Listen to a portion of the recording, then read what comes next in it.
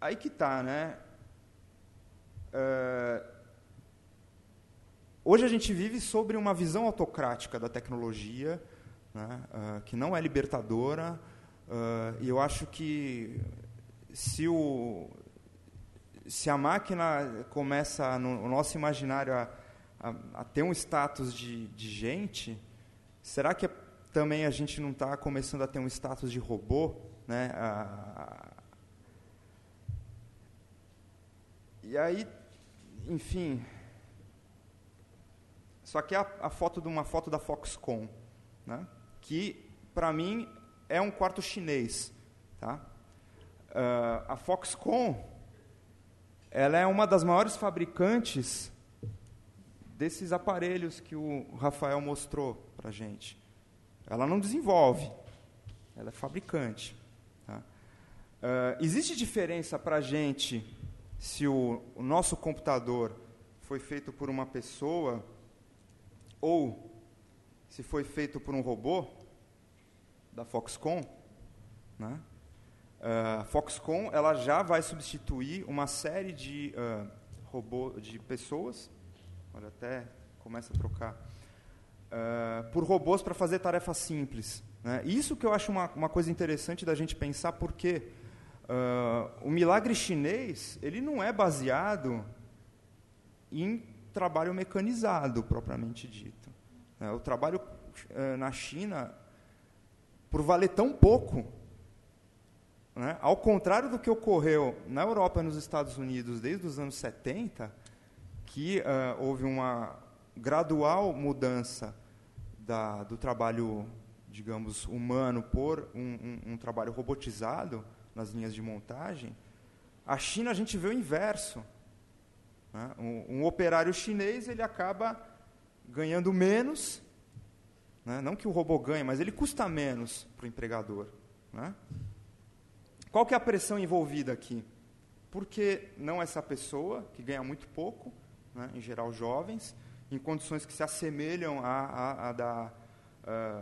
às da primeira Revolução Industrial, ou seja, mulheres, crianças que têm maior destreza com aparelhos, porém num ambiente asséptico, né? Ao contrário da Revolução Industrial, e que na Revolução Industrial a transferência de energia na fábrica era dada por polias e cabos, então realmente as pessoas pareciam puppets. Né? Aqui a visão é muito mais de robôs, e por que não mais essa pessoa e esse robô? Né? Todo mundo sabe que existe uma pressão muito grande por condições de trabalho na China, e isso é uma espécie de falso moralismo ocidental, porque todo mundo quer computador barato, né, e, ao mesmo tempo, boas condições de trabalho. Né? Então, a gente vive essa tensão de robotização entre pessoa, robô, porque, para você dar uma condição de trabalho minimamente decente, na China, a condição hoje, você consegue só dar essa condição de trabalho para um robô que não vai te questionar. Né? E aí a gente começa a ter esse moralismo ocidental, ele começa a fazer sentido. Bom, o meu iPhone continua sendo barato, eu não sustento mais o trabalho escravo, é um robô. Né? Enfim, acho que é um outro ponto para a gente pensar. Né? Só um momentinho.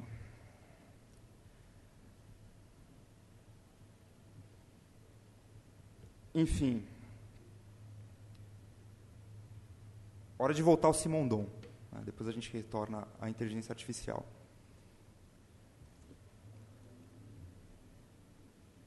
O Simondon ele coloca essa distinção entre a máquina abstrata e a concreta. Eu acho que metodologicamente a forma como se debruçar na tecnologia é muito brilhante da parte dele, acho muito valorosa.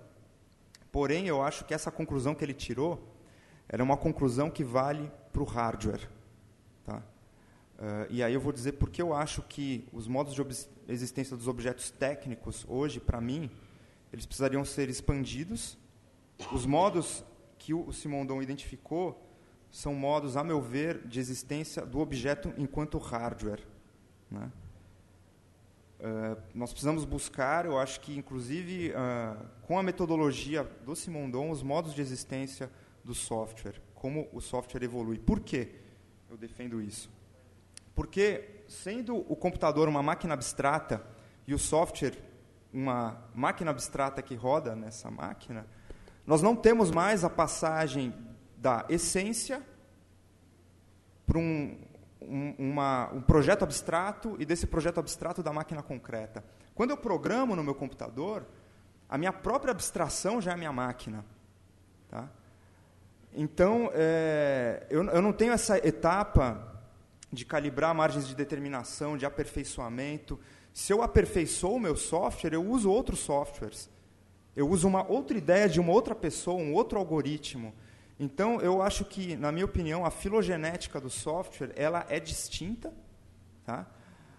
E ela precisa ser um pouco mais analisada, especialmente hoje, se a gente quiser pensar a questão do homem se tornando robô ou se tornando software, né? A junção homem-máquina, ou, ao contrário, computadores tentando pensar, ou nós tentando fazer... Nossa vontade de fazer computadores pensar para a gente, né?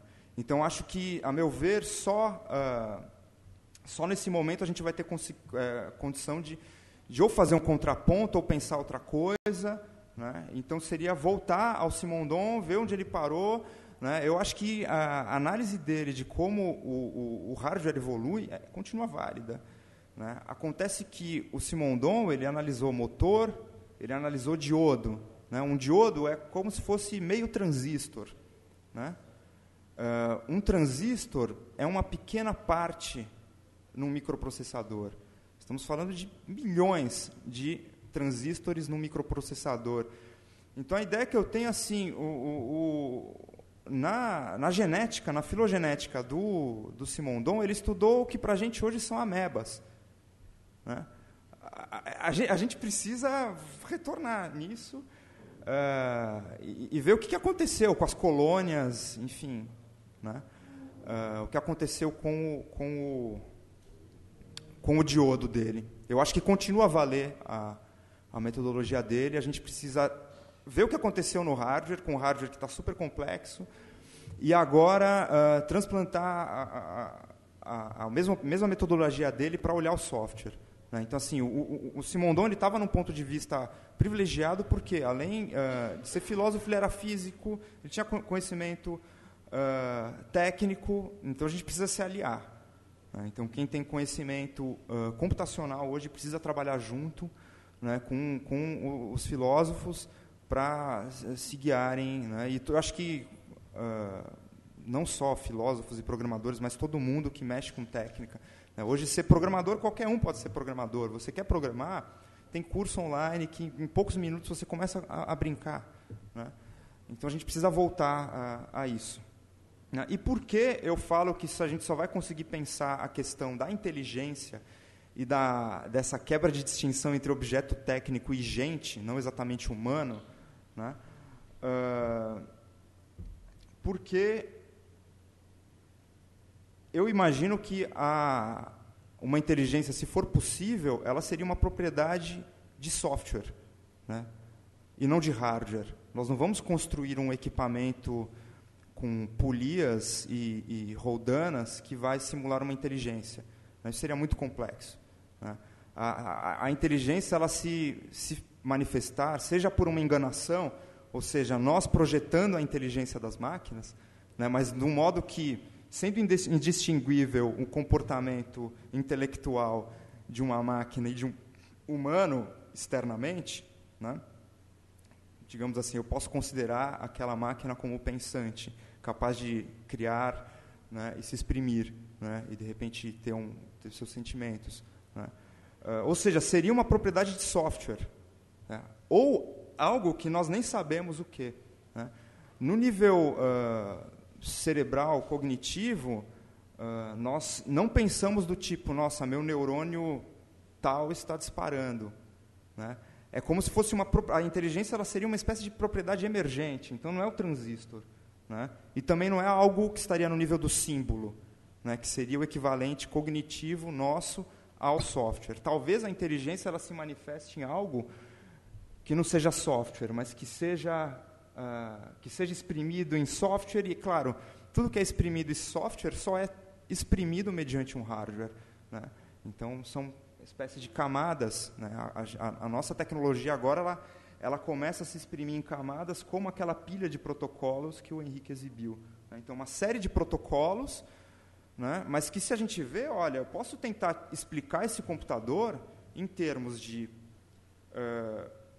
equações de Maxwell, física do estado sólido, um pouco de mecânica quântica, mas para eu entender esse editor de texto utilizando esse arcabouço teórico, a gente não vai terminar nunca, a gente não vai conseguir resolver o problema, né? Então, existe um empilhamento intelectual de camadas, né? E quando eu falo software e máquina abstrata, é mais um conceito intelectual nosso, né? De considerar que aquela máquina, né, no termo simondoniano, ela tem um grau de determinação tal que eu posso modular esse grau de indeterminação dela para realizar uma determinada operação ou interagir com o ambiente de uma determinada forma, né?